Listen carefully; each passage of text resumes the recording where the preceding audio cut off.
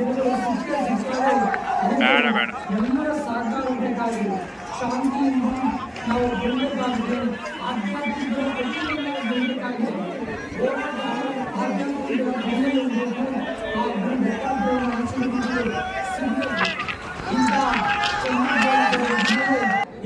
ದತ್ತಾತ್ರೇಯರು ಗಲ್ಲಿಯೊಳಗೆ ಕುಳಿತು ತಪವನ್ನ ಕರೀತಾ ಇದ್ದಾರೆ. ಈಗಲೂ ಅವರು ನಮಗೆ ಇಲ್ಲಿ ಜೀವಂತವಾಗಿ ಇದ್ದಾರೆ.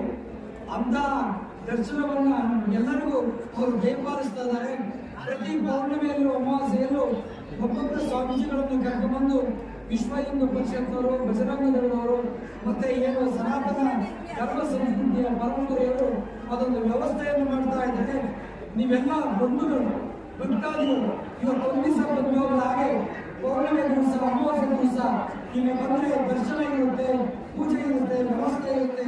ಅವಾಗಲೂ ಸಹ ನೀವು ಪಾಲ್ಗೊಂಡು ನಮ್ಮ ಒಂದು ವ್ಯವಸ್ಥೆ, ಸನಾತನ ಸಂಸ್ಕೃತಿಯ ಪರಂಪರೆ, ದತ್ತವನ್ನ ನಾವೆಲ್ಲರೂ ಉಳಿಸ್ಕೊಳ್ಬಹುದು ಅಂತ ಹೇಳ್ತಾ ಬಂದಿರ್ತಕ್ಕಂಥ ಸಮಸ್ತ ಮನುಕುಲಕ್ಕೆ ಆ ಗುರು ದತ್ತಾತ್ರೇಯ ಹಾಗೂ ನಮ್ಮ ತಾಯಿ ಅನಸೂಯ ದೇವಿ ಈ ನಾಡಿಗೆ ಒಳ್ಳೆ ಮಳೆ ಬೆಳೆಯನ್ನು ಕೊಟ್ಟು ನಿಮ್ಮೆಲ್ಲರಿಗೂ ಆಯುಷ್ಯ ಆರೋಗ್ಯವನ್ನು ಕೊಟ್ಟು ನಿಮ್ಮೆಲ್ಲರ ಬದುಕು ಸುಂದರವಾಗಿ ಹಸನಾಗಲಿ ಅಂತ ಹೇಳ್ತಾ ನಾವಾಗಲಿ ಮಾತಿಗೆ ವಿರಾಮ ಪಡ್ತೀವಿ.